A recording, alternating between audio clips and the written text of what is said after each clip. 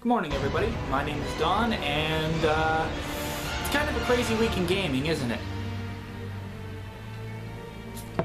It's good. It's just insane. I mean, like, around this time, for those of you who might be getting new to our little hobby, around this time is when, like, all the games come out. Like, all of the games. Like, just this week alone, the week of October 29th, we've seen Battlefield 4, Assassin's Creed 4, we are seeing Sonic Lost World, and WWE 2K14, but the game I want to talk about today, which just came out last week on the 25th, which, even though it didn't come out on a Tuesday, it's only been a couple days, it came out last week, so basically this video could already be considered retro. I want to talk about a game called Batman Arkham Origins. Yeah. This isn't a review, this isn't even an impressions video, because I haven't beaten the game yet. No. I just wanted to talk about something I've been seeing. Now, I'm not one for, like, bashing reviews, per se. Even though everyone seems to like to do that in one form or another when it comes to the mainstream media. Oh, IGN over-exaggerated, they're biased, they got paid out for this, they did that, they don't know a good game if it smacked them right across the face. Hear that all the time. Okay, and I'm not here to do that and throw all these, like, things at the feet of these major gaming sites. But I want to talk about the recent reviews of Batman Arkham Origins, because I feel they're misguided in a lot of sense. Like, Batman Arkham Origins has been reviewing positively. Very positively. It's been scoring its shares of 8s and 9s, and that's all well and good. To me, it doesn't really matter because I feel that a grammatical grading system is basically pointless. I think reviews should be based more on interest rather than numbers, because I don't think numbers truly properly show whether or not you'll like a game or not. But a lot of people, it means the world to them. But what I have noticed is that Batman Arkham Origins scoring considerably less than, say, the Arkham City and Arkham Asylum.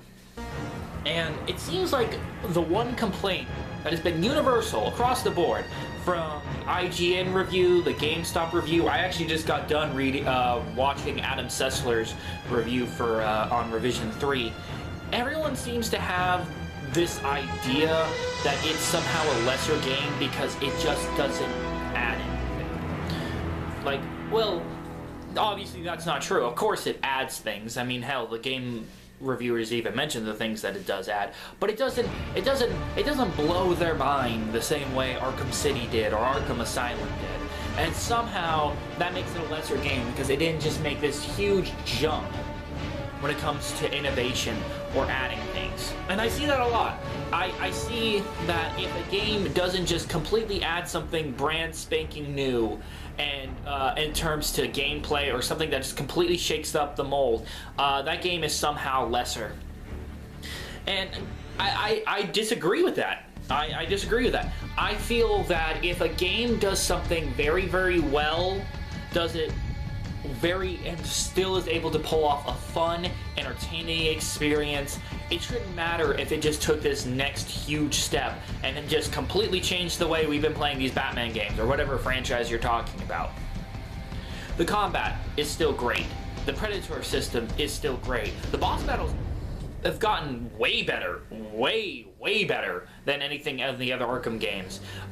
Free roaming exploration is still fun. I still like the side quests. The writing is some of the best I've ever seen. I think, honestly, the writing in Arkham Origins could teach the current writers of Detective Comics a thing or two for the New 52. But the visuals are great. I mean, it's some of the best stuff I've seen the Xbox 360 and PS3 put out. Of course, the PC version will probably be the best. Well, and if the Wii U didn't have the online ripped out of it, I probably would have given that, like, the second best. I don't understand how it's lesser of a game when it does everything it needs to do and does it correctly. it's that mentality that I think ruins games in some cases. Like, oh guys, we got negative reviews. Look, fucking change everything. Like, let's just go back to the drawing board and let's just start throwing ideas at the wall until they stick. And it can add innovation where it doesn't need to be there. I think we've seen this with franchises. I don't want to see that with the Arkham franchise. I honestly think that if they have innovation, it should be something that they truly think of and something they want to bring to the table, not because we demand innovation in a franchise. Because you know what? Sometimes we demand something and then they give us what we want, and it turns out the final product really wasn't what we wanted. So I think with this series that it should wait until it has some sort of innovative thing to bring to the table. Because I did notice one thing about Arkham. It's Asylum came out in 2008. City came out in like 2011, and Origins in 2013. And with so many franchises like getting successful and sort of deteriorating due to annual releases, I'm afraid that if the guys over at Warner Brothers Montreal starts to get that Ubisoft mentality of we need to start putting out a game every year. Now that we have a formula, all we have to do is refine that formula and put a game out every year, which I don't think you need to. I don't think Assassin's Creed needs to, but you know what? It's fucking Ubisoft. If it's not a franchise, they're not interested. But I feel that if Arkham would just sit out the next 2 or 3 years, I'm serious. This game right here, Arkham Origins, is great. It's all we need for right now. I'm serious. Batman, the Arkham franchise, could sit out the next 2 or 3 years and then come back and just really, it could really innovate if it wants to. But if it were to sit out 2 or 3 years and they made the exact same game as, say, Arkham Origins, I don't think anyone would complain. I don't think anybody would be like, oh my gosh, guys, you're just rehashing. No, you give it like a 3, hell, even 4 year late. Let's just say this is the last game. 2016, 2017, we start getting rumblings of a new Batman game. I bet you no one would be complaining about this sort of thing. So, I guess my bottom line is, to the people who do handle the franchise, whether it be Rocksteady or Warner Brothers when it comes to the next one, if you have to innovate, don't. If you can innovate and you feel like you have some really, really great idea and you really, truly believe that this is going to be a great addition to the franchise, then by all means, I implore you to add it.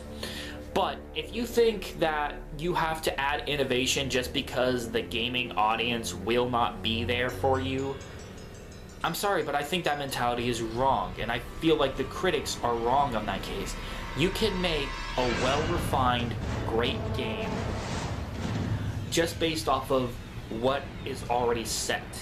I would talk about the critics' reviews of multiplayer, but I want to experience more multiplayer before I talk about it. A lot of people have been shitting on the Arkham Origins multiplayer, and I'm going to give that a little bit more playtime before I actually give my thoughts.